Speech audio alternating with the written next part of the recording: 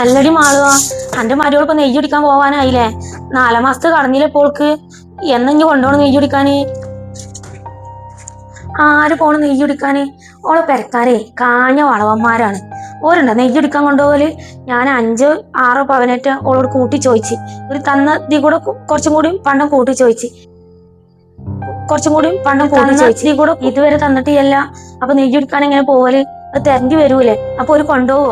എന്റെ മരുവൾ കേറി വരുമ്പോ തന്നെ അത്യാവശ്യം കണ്ടുണ്ടായിരുന്നില്ലേ മാളോ? 35 പവൻ അങ്ങനെ എന്തായിട്ട് ഉണ്ടായിരുന്നില്ലേ?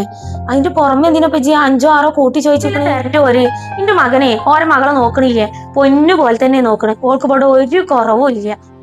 എന്റെ മകനും ഓളും കൂടി എന്ത് സ്നേഹത്തിലാന്ന് അത്രയും നല്ല സ്നേഹമുണ്ട് എന്റെ മകൻക്ക് ഓളോട്. പിന്നെ ഒരു തരണ്ടേ ചോദിക്കണത്? പിന്നെ അതല്ലേനോ, എന്റെ മകനെ എന്തോ ഒരു തങ്കപ്പെട്ട സ്വഭാവമാണ്. ഇത്രയും നല്ലൊരു മാപ്പിളിനെ ഓൾക്ക് പിന്നെ എങ്ങനെ കിട്ടല്?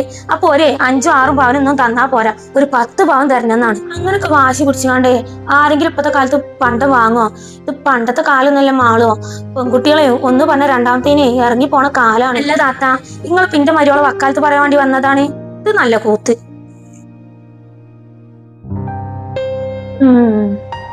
ഇവള് ഈ പോവാൻ അധികകാലം ഈ പെൺകുട്ടി ഇവിടെ നിക്കലുണ്ടാവില്ല.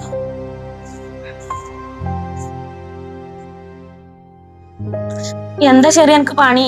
എന്ത് പണി അമ്മായിയെ? ഞാൻ ഡ്രസ്സൊക്കെ മടക്കി വെക്ക. വരുന്നു. എന്നോട് കുട്ടിയാ ഡോക്ടർ പറഞ്ഞതല്ല റെസ്റ്റ് എടുക്കാന്. ഇന്റെ ആൾക്കൊന്ന് റെസ്റ്റ് എടുത്തൂടെ? എന്നിട്ട് എന്തിനാ എല്ലാ പണി ഇവിടുത്തെ എടുക്കണേ ഈ? അതെ, എനിക്ക് ഡോക്ടറല്ലേ റെസ്റ്റ് പറഞ്ഞത്. നിങ്ങളെ നാത്തും പറഞ്ഞിടിയല്ല. എന്താ ശരിയേ? നാവി വാരിയിട്ട് വേനിക്കണ്ട എനിക്ക്? എനിക്കൊന്ന് ഡോക്ടറെ അടുത്ത് പോയിക്കൂടായിന്നാ?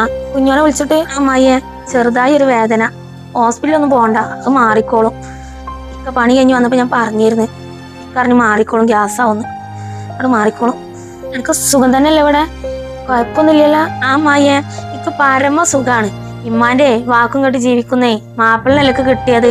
അതുകൊണ്ട് എനിക്ക് പരമ സുഖാണ്. പിന്നെ നല്ല അടിപൊളി അമ്മായിമാനും കിട്ടിയേക്കണേ. ഇതിലും വലിയൊരു സുഖേ ഒരു പണിയെ വേണ്ടല്ലോ. കല്യാണം കൊണ്ടുവന്ന ബ്രോക്കറിന്റെ കയ്യിൽ ഇപ്പൊ കിട്ടുകയെന്നുണ്ടെങ്കിലുണ്ടല്ലോ, ആ ബ്രോക്കറെ ഞാൻ സ്നേഹിച്ചു കൊല്ലും. കാരണം ഇങ്ങനത്തെ നല്ലൊരു ആലോചനയാണല്ലോ എനിക്ക് കൊടുന്നത്. എന്ത് ചെയ്യാനോ മോളെ, എന്റെ നാത്തൂന്റെ സ്വഭാവം അങ്ങനെ ആയിപ്പോയി. പറഞ്ഞു കൊടുത്താലും മനസ്സിലാവാത്തൊരു സ്വഭാവം ആയിപ്പോയി. പക്ഷെ കുഞ്ഞോനോളെ വാക്ക് കേട്ടിട്ട് ഇപ്പൊ ഇങ്ങനെ ആയിട്ടുണ്ടെങ്കിൽ നോക്ക്, മാറ്റിയെടുക്കാൻ നോക്കുവാനെ ശ്രമിക്കാം അമ്മായിയെ, മാറ്റിയെടുക്കാന്. അത്രേ പറയാൻ പറ്റുള്ളൂ.